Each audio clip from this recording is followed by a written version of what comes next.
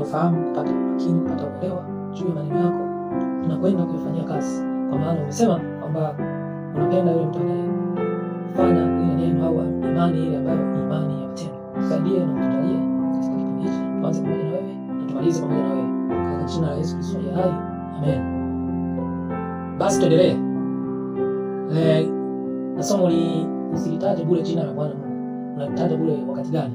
Mfano hapa kuna sentensi ya kwanza, watu huwa tunapenda sana kumtumia Mungu kwenye mambo ya mazoea haya. Mtu anasema, haki ya Mungu sijafanya hiki kitu. Tulikuwa tunapenda kuyazungumza haya maneno tulipokuwa wachanga katika imani. Na mimi nilikuwa nayatumia. Mfano wa kwanza, kuapa kwa uongo kwa kutumia jina la Bwana au jina la Mungu.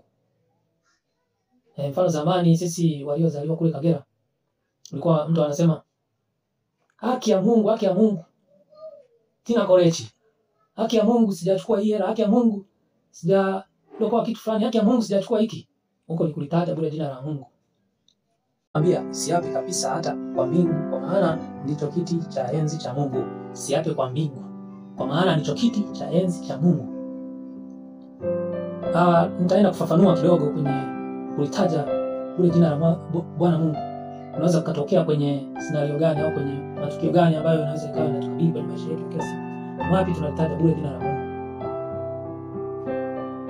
Basi tuombe kwanza kabla ya kuendelea.